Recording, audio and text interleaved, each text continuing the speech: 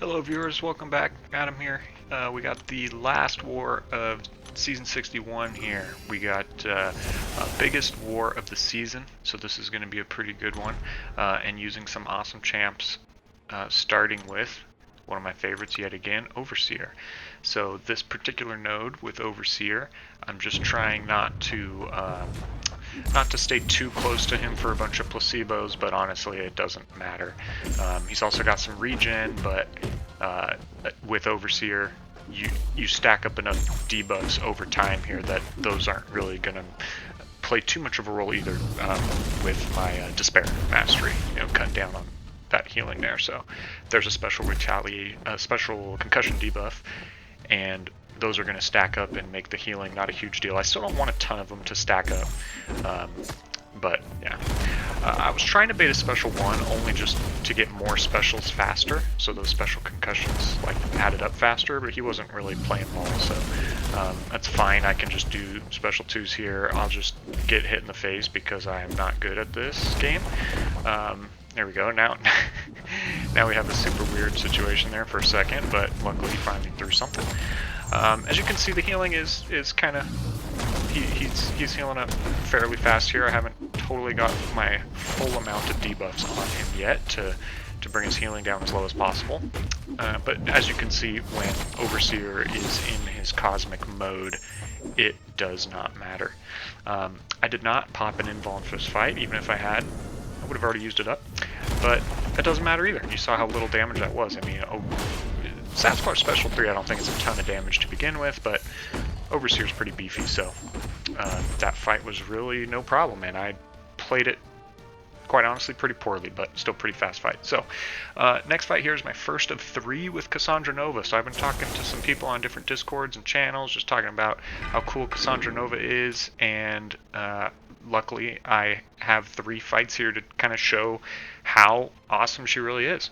I am not the world's greatest Cassandra Nova player. I think what's really cool about her is that doesn't necessarily matter. She's not really that complicated.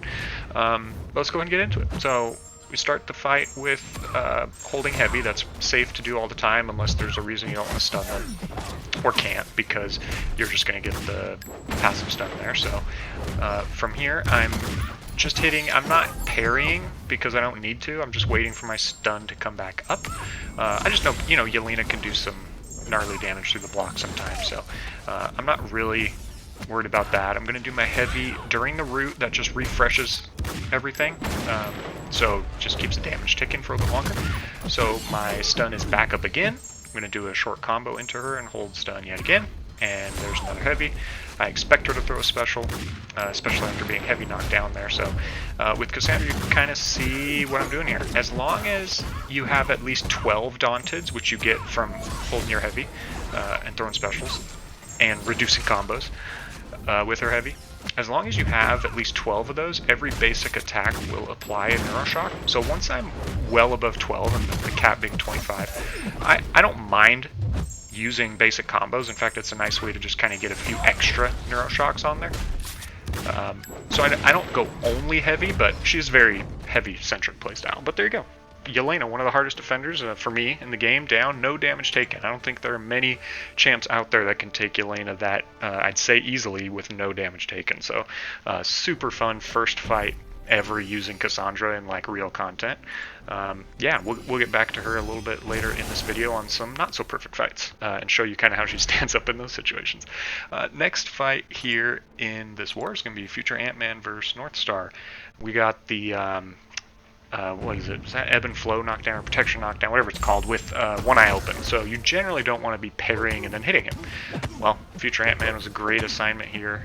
Shout out, by the way, to my officer and planner this season, Nitro. I mean, he did a fantastic job solo, officer and planning all season long. Stuff like this is just a great assignment, because when you have players like myself who like to take about 7 hits in the face, nothing really happens, because this is just basically a perfect counter here. So anyways, we're just going to kind of at this point try to line up the typical future Ant-Man loop here. Going to try to get that power drain passive, and I guess I'm throwing another special one just to keep him below bar there. I don't even know if I get back to a special 2 before killing him here, but you can kind of see as long as you keep the knockdowns going with this tactic, there's just not a lot that can go wrong. So this one, oh yeah, there we go. I do get eventually up to a special 2, and I did have to throw a heavy here because that protection came back up. But yeah, it's over. Super easy, super safe fight there. Now coming up next we have back to Cassandra Nova. So this was my worst fight of this war. I had 2 fights, so I read through all these nodes obviously like a dozen times just trying to prep myself for these fights, kind of being a relatively new champ.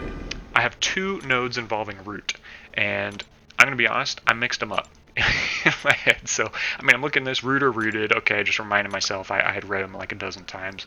I don't usually play this champ, I don't usually play these nodes, so it's fine, but I forgot or didn't really totally grasp how the root worked on this node. Anyways, I want to explain what happened at the beginning of the fight there. Her recovery from that heavy is faster than Black Panther can get you with the Unstoppable. So you won't. He doesn't reflect stun passives because it needs to purify, and he won't even get you with the Unstoppable either. That was a pretty lucky resist there, but so I'm gonna go ahead and here we go, do my heavy charge. Notice I did the heavy punish without consuming my stun there. If they don't hit into you, your stun is still available. So yeah, whenever you're in range after a special to heavy them, I think that's a really good thing to do. So there we go. So it came back up. That was a super nice safety net for this root node. I really like that as well. Notice too, she counters regen in a very interesting way. Like there's no actual heal block or reduced healing, but she reduces with the marked passive. She reduces, there you can see I hit into him with too many charges. But she reduces the ability accuracy of regen effects with the marked passive, so it just reduces how many regens you're going to get. And then in her kit, just kind of baseline, is skill champs, their regen rate is set to how much health they have. So that's kind of a weird clause, but it's basically he's at 47% health right now, so his regen is 47%. It's kind of cool. So like you're guaranteed you will eventually get them down. Here I got a really weird stuck in the corner situation until finally my passive stun came back, and look at that. Now I can just throw my passive stun into his Unstoppable again, but I'm just going to spam a couple special ones here, and I've got 2 stacks at regen, which is really keeping me topped up here through my numerous mistakes and totally not really handling this root node very well. So I'm going to let him take the root right there. Going to hit him a few times because I have plenty of Daunteds to get some Neuroshocks. Then I'm safe to hold my heavy again. So what I kind of found right there, you can see again I recovered in time for the Unstoppable.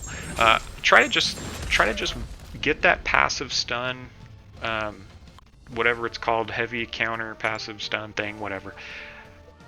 Whenever that's available, I try to use it to my advantage as much as possible, because I think that's like her coolest mechanic and gives you a ton of free openings. So next fight here, we're going to do the 3rd Cassandra Nova fight of this war.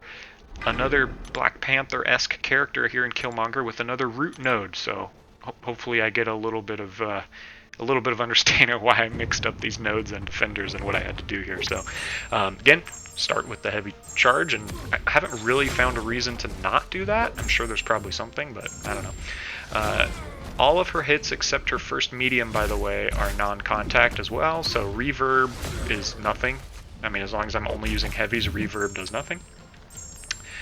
You can use a trick that some other champions have, notably Patriot, to if you want to charge your heavy for the stun, you can take a hit into block and then kind of drop your block and hold heavy real quick. That's a good way to kind of get the stun off when the defender has a bar of power.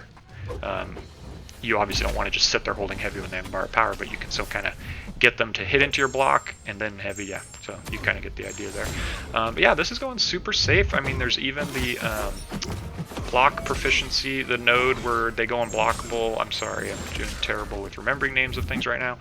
But notice every time the defender gets a bar of power, she also gives them a fear passive. So I don't think I actually triggered that 10th hit on block in this fight, but if I had, there's a pretty good chance he would have fear anyways, because he's just constantly getting bars of power here. So I can just kind of constantly make him unable to get unblockable, or minus 100% ability accuracy on the unblockable there. So there we go. Again, my stun is up. Super free opening. He's up to he had 15 neuroshocks there for a second. In my short time playing Cassandra, that's very high. I usually see between like 8 and 10 when you're really doing your loop well or consistently. So the more you're able to hold heavy, the better. But you don't have to always just do heavies. You can kind of throw some combos in for spacing, etc. So, yeah, those are the 3 Cassandra fights in this war. I hope a couple of you who are watching this who asked me about her are enjoyed that and hopefully get some good ideas on how to play her. Yeah, super fun champ. Next fight here in this war is one that I have done a couple times. This is going to be Overseer versus Hazard Shift Poison Rupture Zola. Now, there's really, unless you just go absolutely ham into Rupture and like kill yourself, I'm not convinced there's a way to really die in this matchup, because I mean, you can see I'm not even in my cosmic mode. I only have half of my charges there for attack rating increase, so like I'm not ramped at all, and you can see how much damage a single heavy does here. That took 5%. So generally, even if he's in Rupture phase, I just heavy. Like, just a single heavy does so much damage, and I'm not even fully ramped in my mode yet, that it kind of doesn't matter. I just, most of my damage here, I just focus on heavies. I obviously didn't want to like throw a special 2 and go fully ham into the Rupture like I said earlier, but yeah, it's a pretty fun fight because I obviously love Overseer, but you could just see once a rank 4 Overseer is fully ramped, things are going to go down super quick. Now, I should have just ended it and just hit into him because it's really fun to do that much damage with Overseer, but yeah, I didn't want to trigger special 3 and have him start healing, so.